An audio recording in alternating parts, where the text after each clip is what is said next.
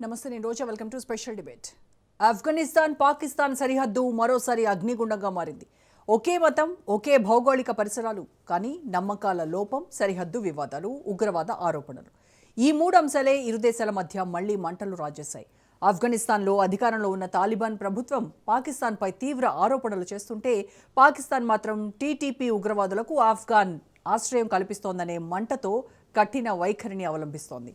Durand line సరిహద్దు British కాలంలో గీసిన గీత ఇప్పటికీ వివాదాస్పదమే. సరిహద్దు దాటి ఉగ్రదాడులు, ప్రతీకార వైమానిక దాడులు, చెక్పోస్టుల మూసివేత, ఇవన్నీ యుద్ధ మేఘాలను గట్టిగా కమ్మేస్తున్నాయి. ఒకవైపు పాకిస్తాన్ అంతర్గత ఆర్థిక సంక్షోభం, మరోవైపు ఆఫ్ఘనిస్తాన్ అంతర్జాతీయ ఒంటరితనం. ఈ పరిస్థితుల్లో చిన్న చిచ్చే పెద్ద అగ్ని ప్రమాదానికి దారితీయొచ్చు. ఇక ప్రపంచ రాజకీయ సమీకరణల కోణంలో చూస్తే పరిస్థితి మరింత క్లిష్టంగా మారే ఛాన్స్ ఉంది. ఇరాన్, అమెరికా మధ్య ఉద్రిక్తతలు పెరుగుతున్న వేళ అమెరికా వ్యూహాత్మకంగా పాకిస్తాన్ను దగ్గరకు తీసుకుంటుందా? అంతర్జాతీయంగా చైనా, రష్యా, ఇరాన్ లాంటి దేశాలు ఎలాంటి వ్యూహాన్ని అవలంబిస్తాయి? సిపెక్ ప్రాజెక్టు భద్రతపై ప్రభావం ఉంటుందా? దక్షిణాసియా భద్రతా సమీకరణాలు మారతాయా అనేటువంటి ప్రశ్నలు వస్తున్నాయి.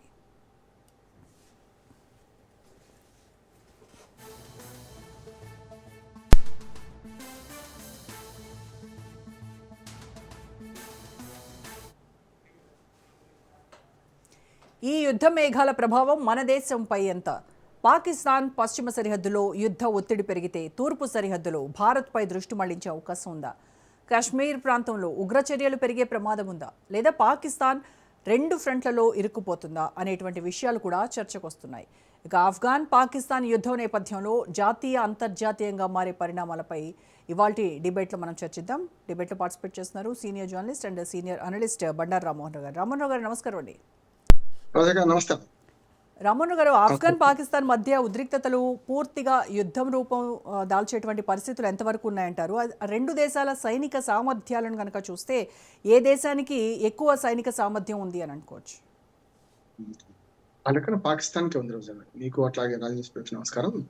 పాకిస్తాన్కే ఉంది సైనిక చర్యలు చూసుకుంటే. ఎందుకంటే కానీ మొండి ధైర్యం మాత్రం ఆఫ్ఘనిస్తాన్ ఉంటుంది. చూసాం కదా, 30 ఏళ్ళు రష్యాతో పోరాడింది, మరో 20 ఏళ్ల పైగా 2 దశాబ్దాల పాటు ఇటు అమెరికాతో పోరాడింది కదా. అమెరికా తిష్ట వేసుకున్నా వాళ్ళు సైన్యం పోవాల్సి వచ్చింది, ఆయుధాలతో సహా, క్షిపణులతో సహా, పెద్ద పెద్ద ఫిరంగులతో సహా. అంతకుముందు మనకు రష్యా యాక్చువల్గా దానికి కారణం ఏంటంటే, ఇంతకుముందు డ్యూరాండ్ రేఖ అన్నారు కదా, దానికి చరిత్ర ఉంది.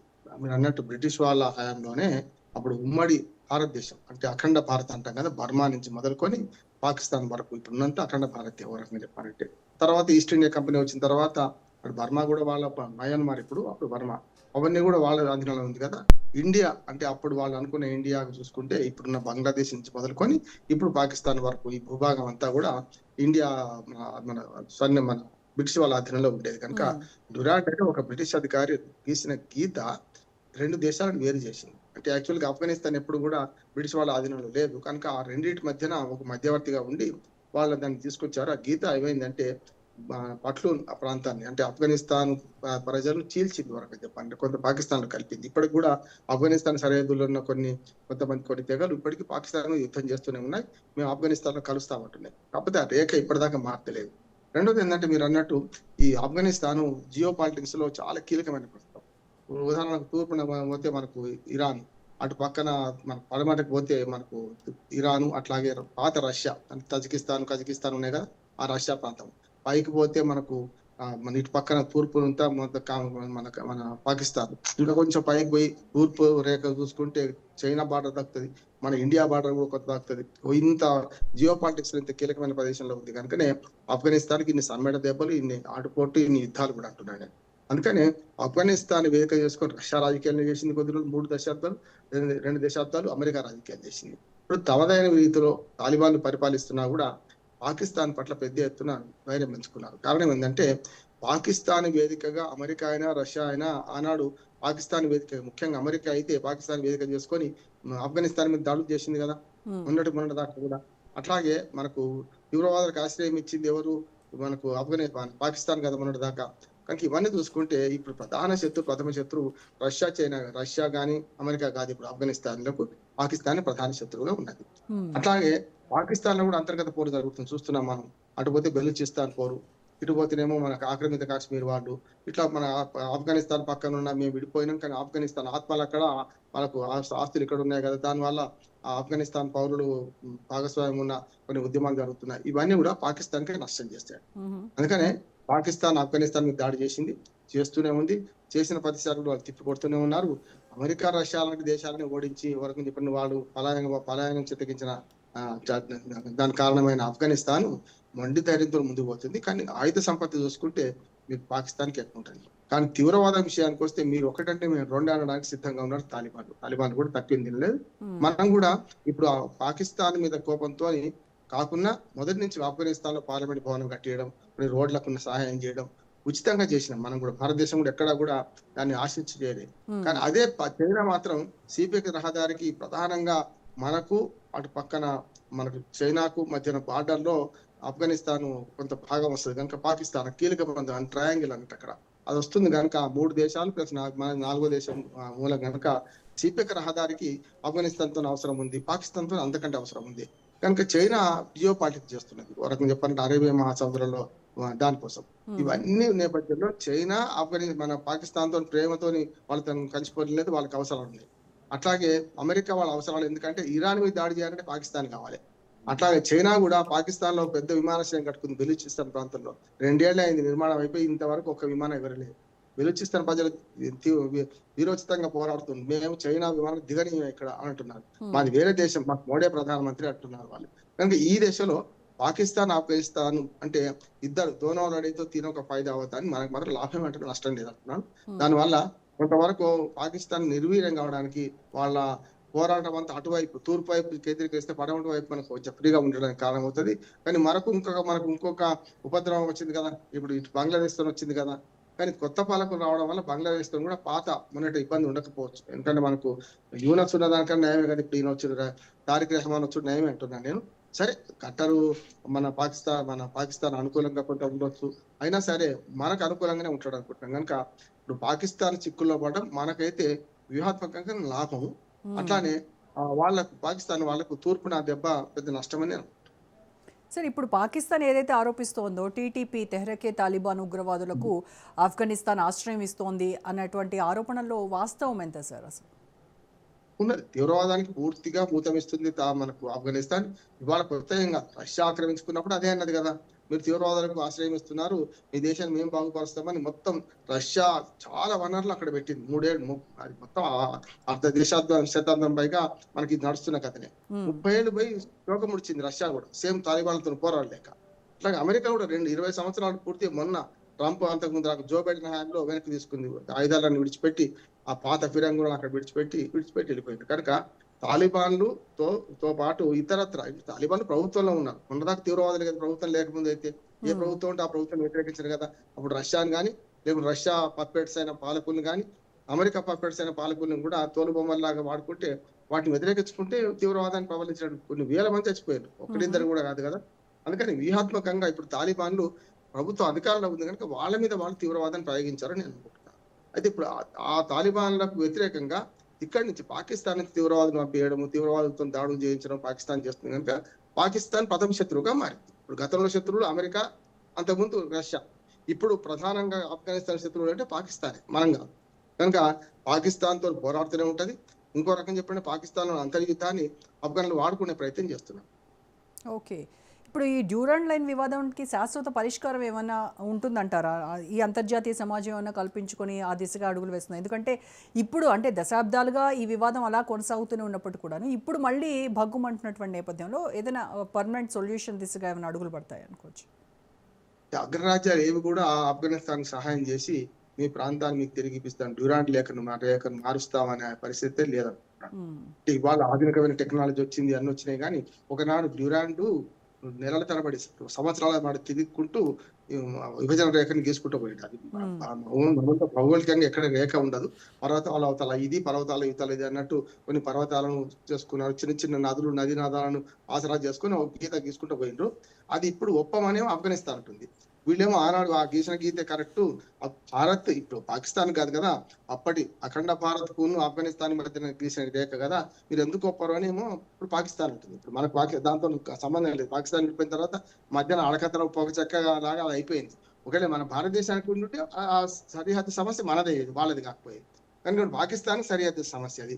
కనుక నా ఉద్దేశం అయితే మారకపోవచ్చు. ఎందుకంటే ప్రపంచవ్యాప్తంగా హద్దులు మార్చడం అనేది తక్కువేం కాదు, గట్టిగా చాలా కష్టం అంటారు. అందుకు ఉక్రెయిన్ లోపలికి చొచ్చుకెళ్ళిన భూభాగాన్ని విడిచిపెట్టమంటే మాకు విడిచిపెట్టి రష్యా అంటే ఉక్రెయిన్ విడిచిపెడతా అంటుందా? లేదు కదా. గెలిచిన భూభాగాన్ని కూడా అక్కడ దాకా పోయినా కానీ.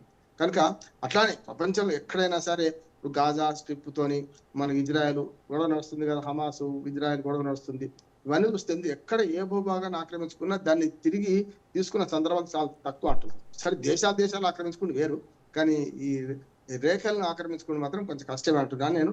ఏదో ఒక గుర్తైతుండని అనే మాట అంటున్నారు, కానీ ప్రజలు తిరగబడుతున్నారు. ప్రజలు గారు ఇప్పుడు మనం చూసి మన పాకిస్తాన్ లో ఇప్పుడు మనకు ఆఫ్ఘనిస్తాన్ తెగలు ఉన్న బల్టిస్తాన్ కానీ ఆఫ్ఘనిస్తాన్ బార్డర్లో ఉన్న పైన అంటే ఆక్రమిత కాశ్మీర్ కు ఆఫ్ఘనిస్తాన్ మధ్యన ఉన్న కొంత భూభాగం ఏదో ఆ ప్రజలందరూ తిరగబడుతున్నారు పాకిస్తాన్ మీద. మాకు మీ ప్రభుత్వం వద్దు అంటున్నారు. ఇటుపక్క బెలూచిస్తాన్ వాళ్ళేమో మాకు మోడీ ప్రధానమంత్రి, మాకు ఇండియానే ప్రధాని, లేకపోతే సమస్య లేదు, బొమ్మ పాకిస్తాన్ ఉండం మమ్మల్ని బలవంతంగా కలుపుతున్నాం అంటున్నారు. ఇప్పుడు అదే డ్యూరాండ్ రేఖ కూడా ఏమైతుందంటే ఆఫ్ఘనిస్తాన్ ప్రజల్ని విడదీసిద్ది అనే ఒక ఆత్మీయ అనుబంధం వాళ్ళకున్నది, ఒక సెంటిమెంట్ వాళ్ళకున్నది. కనుక మా ప్రజల్ని మేము తీసుకోవాలంటే డ్యూరాండ్ రేఖ మార్చాలి అని ఆఫ్ఘనిస్తాన్ వాళ్ళు అంటున్నారు. మార్చేది లేదు, ఎప్పుడో చేసిన రేఖ కదా, మేమైతే కూరుకుంటాం, దీన్ని పాలిస్తాం, మేము బలవంతంగానే కర్ర పట్టుకొని పాలిస్తామని వీళ్ళు అంటున్నారు. ఒకవేళ దాన్ని విడిచిపెడితే ఆక్రమిత కాశ్మీర్ ప్రజలు కూడా పోరాటం చేస్తున్నారు కదా, మరి నైతికంగా పాకిస్తాన్ మీద ఒత్తిడి పెరుగుతుంది. ఆక్రమిత కాశ్మీర్ ప్రజలు కూడా మేము భారతదేశంలో ఉంటాం, ఆనాడు గెలిచిన నాడు లాహోర్ దాకా కొట్టుకొచ్చిండ్రు, మమ్మల్ని అప్పుడే స్వాధీనం చేసుకునేది ఎందుకు చేసుకోలేదని ఆక్రమిత పిఓకే వాళ్ళు అంటున్నారు. ఇవాళ చూస్తున్నాం కదా, తీవ్రవాద శిబిరాలన్నీ మనకు పిఓకేలు పెట్టుకొని ఏమైనా నష్టం జరిగితే వాళ్ళకే నడుస్తుంది, చూస్తున్నాం కదా. ఇప్పుడు పిఓకే పక్కన ఉన్న ఇటుపక్క బారాముల్లా పూంచ్ సెక్టార్లో మన ప్రజలు నష్టపోతున్నారు ఈ యుద్ధాల వల్ల. అటు పక్కనేమో పిఓకేలే బాంబులు వేస్తే వాళ్ళు చచ్చిపోతున్నారు. తీవ్రవాద స్థావరాలు అక్కడే ఉన్నాయి. కాకపోతే మనం మానవీయ కొడుతున్న బాంబులు ప్రజా సమూహాల మీద ప్రజాక్షేత్రంలో వేస్తలేం, కానీ వాళ్ళు వేశారు కదా. మన పహల్గాం తర్వాత మన పక్కన ఉన్న పూంచు బారాముల్లా సెక్టార్లో వాటిల్లో అంతా బారాముల్లా దాకా వేళ్ళు వచ్చినారు 2 సార్లు. బారాముల్లా సెక్టార్లో వేశారు కదా, బాంబులు వేస్తున్నారు కదా. ప్రజలు 16 మంది ముస్లిం ప్రజలు చచ్చిపోయారు అక్కడ, భారతీయులే కావచ్చు, కానీ మతం పరంగా ముస్లిం చనిపోయారు. కానీ అంతా చూస్తే ఏంటంటే పాకిస్తాన్ అడకత్తలో పోకచక్కగా మారింది. ఇది ప్రపంచవ్యాప్తంగా ఎవరికి వీలైంది వాళ్ళు వాడుకుంటారు. మన భారతదేశమే కొంచెం ఇంకా నైతిక విలువలు, ఎవడి సార్వభౌమాధికారులు మనం కల్పించుకోవద్దు అంటున్నాం. కనుకనే పాకిస్తాన్ కు వ్యతిరేకంగా ఆఫ్ఘనిస్తాన్ ప్రోత్సహిస్తలేం, మనం ఆయుధాలు ఇస్తలేం, ఏమి ఇస్తలేం. కానీ కొన్ని దేశాలు పరోక్షంగా ఆఫ్ఘనిస్తాన్ ప్రోత్సహిస్తున్నాయి. ఉదాహరణకు ఇరాన్ ప్రోత్సహిస్తుంది, ఎందుకంటే ఇరాన్ మీద దాడులు చేయడానికి పాకిస్తాన్ వాడుకున్నది కదా అమెరికా. అందుకని ఇప్పుడు ఇరాన్ లాంటిది ప్రోత్సహిస్తుంది మన ఆఫ్ఘనిస్తాన్ ను. అట్లాగే చైనా లాంటిది కూడా గమ్మత్తుగా పాకిస్తాన్ తో కలిసి కట్టుకుంటే ఏదైనా ఆయుధ సహాయం కావాలంటే ఆఫ్ఘనిస్తాన్ చేసే అవకాశం ఉంది. ఇప్పుడు చైనా డైరెక్ట్ యుద్ధం చేయదు, కానీ అమెరికా లాంటి దేశం మాత్రం పూర్తిగా పాకిస్తాన్ కి అనుకూలంగా ఉంటుంది. రష్యా కూడా పాకిస్తాన్ కి అనుకూలంగా లేకపోయినా ఆఫ్ఘనిస్తాన్ కు అనుకూలంగా అయితే ఉండదు, ఎందుకంటే భంగపడ్డారు కదా అక్కడ వాళ్ళు. రష్యా భంగపడ్డది 30 ఏళ్ళు, 20 ఏళ్ళేమో పోరాటం చేసి వాళ్ళు స్వాధీనం చేసుకుందామంటే అమెరికా భంగపడ్డది. కనుక భంగపడ్డ 2 అగ్రరాజ్యాలు ఏవి కూడా ఆఫ్ఘనిస్తాన్ సాయం చేయవు. ఇప్పుడు ఆఫ్ఘనిస్తాన్ కు ఉన్న అడ్వాంటేజ్ ఏంటంటే మొండి ధైర్యము, ఉన్న ఆయుధాలు, పాత పనికిరాని ఆయుధాలు మొత్తం పనిచేస్తున్నాయి. కానీ పాకిస్తాన్ తలుచుకుంటే ఆఫ్ఘనిస్తాన్ ఓడించే పరిస్థితి ఉంది. కానీ పాకిస్తాన్ అంతర్గత కలహాల్లో ఉన్నప్పుడు ఆఫ్ఘనిస్తాన్ ఓడించడం కష్టం అంటున్నాను. అగ్రరాజ్యాలకు లేకపోయినాక వీళ్ళకి రాజు కంటే మొండివాడు బలవంతుడు కదా రోజా గారు. అదే ఇప్పుడు మొండివాడే మనకు ఆఫ్ఘనిస్తాన్ ప్రజలకు, ఆఫ్ఘనిస్తాన్ పాలకులకు ఉన్న పెద్దది ఏంటంటే రాజు కంటే మొండివాడు బలవంతుడు, ఎవడైనా సరే ఎదుర్కొంటాం అంటున్నారు. చూద్దాం ఇద్దరు. Right sir. ఇక పాక్ అసలే ఆర్థిక సంక్షోభంలో ఉంది. ఇప్పుడు అక్కడ జరుగుతున్నటువంటి ఉద్రిక్త పరిస్థితుల నేపథ్యంలో మరి ఆ దేశ ఆర్థిక పరిస్థితి ఇంకా మరింత సంక్షోభంలోకి నెట్టబడుతుందా?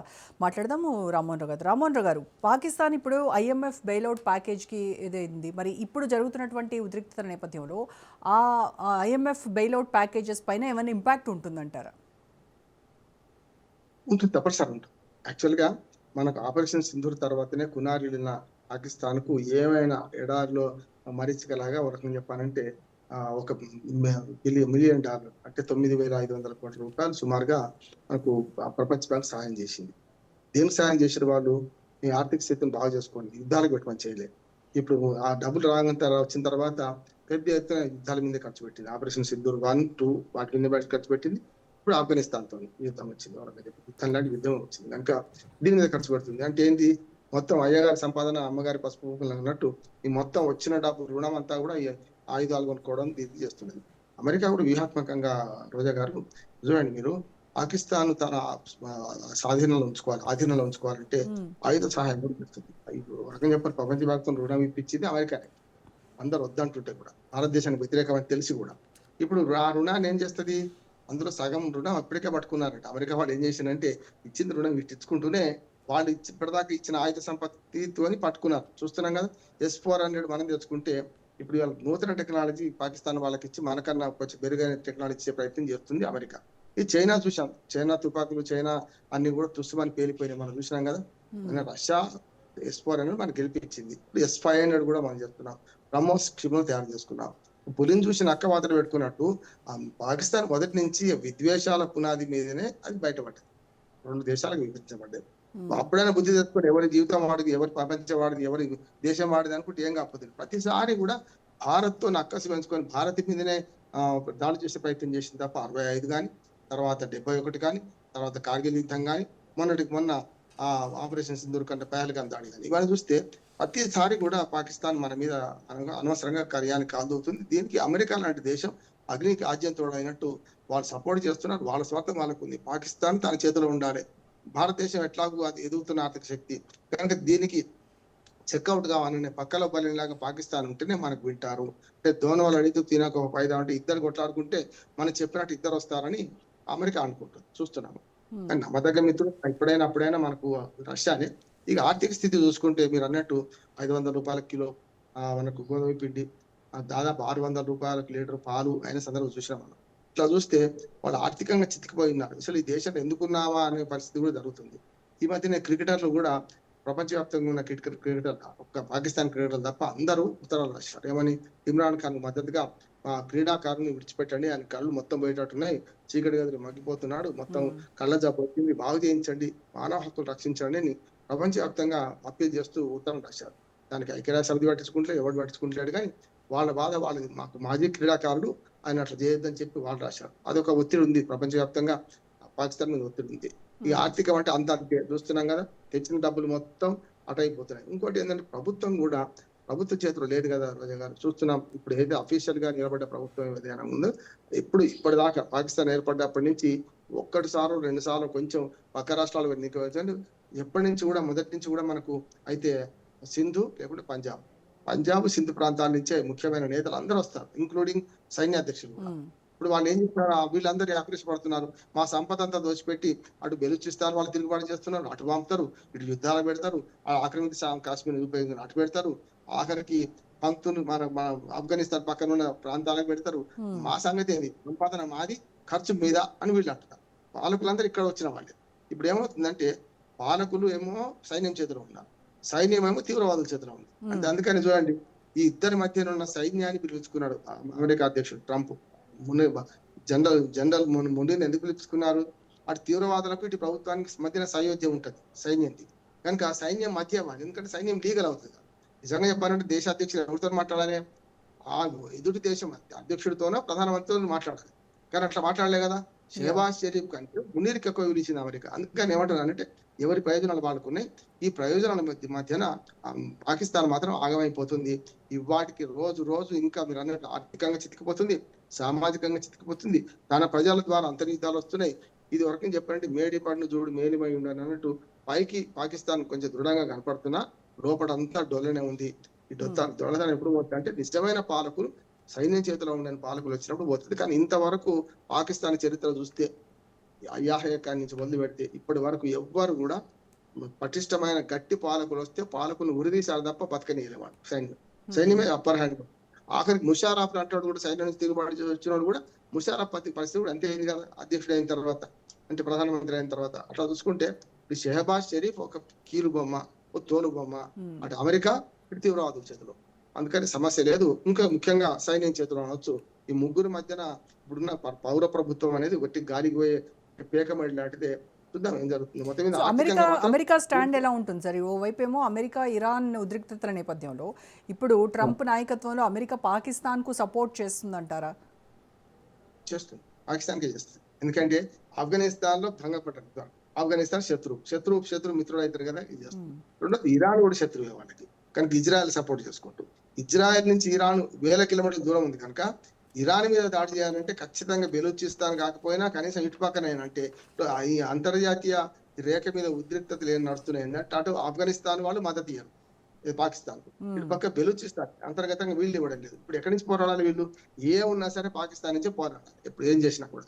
కనుక దాని ప్రకారం చూసినా ఇప్పుడు అమెరికా ఏం చేస్తుంది, వ్యూహాత్మకంగా జియో పాలిటిక్స్ చేస్తున్న చైనాను కాకుండా తాను ఆయుధాలు సప్లై చేసి ఆయుధ విహారాలు వ్యవహరిస్తున్నది ఇవాళ పాకిస్తాన్ ద్వారానే ఇరాన్ దెబ్బతీయడానికి ప్రయత్నం చేస్తుంది. చూసినాం కదా, సముద్రంలో ఏవైతే అన్ని మోహరించిండ్రో ఇవాళ పాకిస్తాన్ అవసరం పాకిస్తాన్ కాకుండా అమెరికాకి ఎక్కువ ఉంది. పాకిస్తాన్తోనే అవసరం అమెరికాకి ఎక్కువ ఉంది. అమెరికాతో పాకిస్తాన్ అవసరం తక్కువ ఇప్పుడు ఈ యుద్ధ సమయంలో అనుకుంటున్నాను. ఇరాన్ మీద దాడి చేయడానికి అటు అరేబియా మహాసముద్ర సముద్ర జలాన్ని వాడుకుంటది, మధ్యధరా సముద్రాన్ని వాడుకుంటది, ఇటు పక్క దీనికి కూడా వాడుకుంటది. ఒకవేళ ఇరాన్ కనుక తన జలసంధిని ఆపేస్తే ఖచ్చితంగా అన్ని దేశాలు ఇబ్బంది పడతాయి. అది కూడా అందుకని మనం ఏం చెప్తున్నాం, వ్యూహాత్మకంగా చాబహార్ పోర్టు నుంచి మనకు పైప్ లైన్ వేసుకుంటాం సముద్ర మార్గం. పాకిస్తాన్ తోక జాడించిన మన రీతిలో మనం ఉంటున్నాం. ఏదైనా సరే ఇవాళ పాకిస్తాన్ కు అమెరికా అవసరం కంటే అమెరికాకే పాకిస్తాన్ అవసరం ఎక్కువ ఉంది. ఆ వ్యూహాత్మకంగా అది పనిచేస్తుంది అనుకుంటున్నాను. సో ఓవరాల్ గా ఈ పరిణామాలన్నీ ఏమైనా భారత్ పై ప్రభావం చూపించేటువంటి అవకాశాలు ఉన్నాయంటారా? కాశ్మీర్ ప్రాంతంలో మళ్ళీ ఏమైనా ఉగ్రవాద చర్యలు ఇంకా పెరిగి అంటే ముప్పు ఉందంటారా ఉగ్రవాద చర్యలకు సంబంధించినటువంటి? ఎప్పుడు కూడా పక్కన పాకిస్తాన్ నుంచి మనకు శత్రు ఉంటది, కానీ ఇప్పుడు వాళ్ళే అంతర్గత సంక్షోభంలో పడిపోయి ఎటుకాని పరిస్థితిలో ఉన్నప్పుడు మనకి మన పాకిస్తాన్ ఏమంటారు ఆక్రమిత కాశ్మీర్ లో కూడా పెద్దగా ఉగ్రవాద చర్యలు ఉంటాయి. ఇప్పుడైనా ఉంటాయి, అప్పుడైనా ఉంటాయి, రహస్యంగా చేస్తుంటారు. ఎప్పటికప్పుడు మన సైన్యం కూడా ఖచ్చితంగా ఉన్నది. ఆపరేషన్ 3 కూడా వచ్చే అవకాశం ఉందని ఆ మధ్య మన సైన్యాధ్యక్షుడు ప్రకటించారు. ఎప్పుడు తోకదాడిస్తే ఎప్పుడైనా దాడి చేయడం సిద్ధంగా ఉన్నామని అంటున్నారు. వాళ్ళు యుద్ధం అయితే రాదు, కానీ మనకైతే మన జాగ్రత్తలు మనం ఉంటున్నాం, ఎప్పటికప్పుడు అప్రమత్తంగా ఉంటున్నాం. ఏ పరిస్థితి ఎట్లా ఎదుర్కోవాలన్నా మన సైన్యం గట్టిగానే ఉంది, సమస్య లేదు. అది పాలకులు ఎవరు మారినా మన సైన్యం స్వతంత్రంగానే ఉంది. అంటే ఎప్పుడు కూడా దేనికి మనకు రాజకీయ దానికి వ్యతిరేకంగా ఎప్పుడు పోలే కనుక వాళ్ళు ఎంత తోకదాడిచ్చినా మనం రెడీగా ఉన్నాం. పాకిస్తాన్ దాడి చేయడానికి, పాకిస్తాన్ మీద దాడి చేయడానికి ఇండియా సైన్యం ఇబ్బంది ఉంటుంది. ఎందుకంటే వాళ్ళు ఆక్రమిత కాశ్మీర్ లో కుషన్ లాగా వాడుకుంటున్నారు. ఇప్పుడు పాకిస్తాన్ కు ఇండియాకు మధ్యన కుషన్ వాళ్ళకి. చచ్చిపోతే ప్రజలు చచ్చిపోతారు, మన పిఓకే ప్రజలే, బతికినా వాళ్ళే బతుకుతారు, వాళ్ళ పని వాళ్ళు చూసుకుంటారు. కానీ ప్రజలు వ్యతిరేకిస్తున్నారు, అది అర్థం కావట్లేదు పాకిస్తాన్ పాలకులకు. ఇప్పుడు ఆ కుషన్ పోతే ఖచ్చితంగా పాకిస్తాన్ మీదే పడుతుంది కనుక దాన్ని అట్లా కాపాడుకునే ప్రయత్నం మాత్రం చేస్తుంది పాకిస్తాన్. ఓకే, ఇప్పుడు రష్యా, ఇరాన్ లాంటి ఈ దేశాలు ఈ సంక్షోభంలో ఎలాంటి రోల్ ప్లే చేస్తాయి అంటారు? అటు తాలిబాన్కి సపోర్ట్ చేస్తాయా లేదంటే ఆఫ్ఘనిస్తాన్కి సపోర్ట్ చేస్తాయా? రష్యా తప్పనిసరి ఇరాన్ కి సపోర్ట్ చేస్తుంది, ఇరాన్ ఆఫ్ఘనిస్తాన్ కి సపోర్ట్ చేస్తుంది. అంటే పాకిస్తాన్ భూభాగం నుంచి దాడి చేయడానికి అమెరికా సిద్ధమైంది కదా, కనుక రష్యా, ఇరాన్ రెండు కూడా ఆఫ్ఘనిస్తాన్ కే సహాయం చేస్తాయి. అనివార్యమై ఇప్పుడు శత్రువు మిత్రుడు అన్నట్టు రష్యాకు అమెరికా శత్రువు కనుక తాలిబాన్లను సమర్థించకపోతే రష్యాకు కూడా గడవని పరిస్థితి అవుతుంది. ఇప్పుడు రష్యాకు బార్డర్ లేదు, కానీ గతంలో ఉమ్మడి సోవియట్ యూనియన్ కు బార్డరే కదా రష్యాకు. ఇప్పుడు ఉమ్మడి సోవియట్ యూనియన్ కు ఆఫ్ఘనిస్తాన్ కనుక భంగపడ్డా సరే ఇప్పుడు వారి మీద కోపంతో అత్త మీద కోపం దుత్త మీద చూపించినట్టు తప్పనిసరి అటు చూపించినట్టు ఆఫ్ఘనిస్తాన్ తోనే కలిసి ఉండాల్సి వస్తుంది. కనీసం బహిరంగ కాకుండా కూడా ఇరాన్ ద్వారా సహాయం చేస్తారని నేను అనుకుంటున్నాను. ఇరాన్ రష్యా ఒకటై ఇరాన్ ద్వారా ఆఫ్ఘనిస్తాన్ సహాయం చేస్తుంది. పాకిస్తాన్ సైన్యాన్ని అదుకోవడం, పాకిస్తాన్ ఎత్తులు జిత్తులు తెలుసుకోవడం కోసం ఇరాన్ నుంచే కొంత ప్రయత్నం చేస్తున్న రష్యా నేను అనుకుంటున్నాను. అంటే భౌగోళికంగా ఇవన్నీ కలగలిపే ఉంది. అంటే పశ్చిమాసియా మొత్తం అంతా అటు కలగలిపే ఉంది కనుక భారత్ భూభాగాన్ని నుంచి మొత్తం అక్కడ దాకా సోవియట్ రష్యా, యూరోప్ ఖండం మొదలయ్యేదాకా మొత్తం మన భూభాగం అంతా కలిసి ఉంటది కదా. కనుక దాన్ని బట్టి ఇరాన్ వాళ్ళకు కీలకమైంది, రష్యా వాళ్ళకు. మనకేమో ఆఫ్ఘనిస్తాన్ మధ్యన పాకిస్తాన్ ఉంది కనుక మనకు కూడా అవసరం అనుకుంటే ఆఫ్ఘనిస్తాన్ కు సహాయం చేస్తున్నాం, పాకిస్తాన్ కు చేయం. కానీ చేసే క్రమంలో మనం కొన్ని రూల్స్ పాటిస్తున్నాం, అంతర్జాతీయ మనకు అంతర్గత వ్యవహారాలు కల్పించుకోవట్లేం కనుక డైరెక్ట్ సహాయం ఉండకపోవచ్చు, కానీ ఇరాన్ ద్వారా ఏమైనా సహాయం చేసే అవకాశం అనుకుంటుంది అంటున్నాను. Okay, thank you so much Rammohan Rao గారు.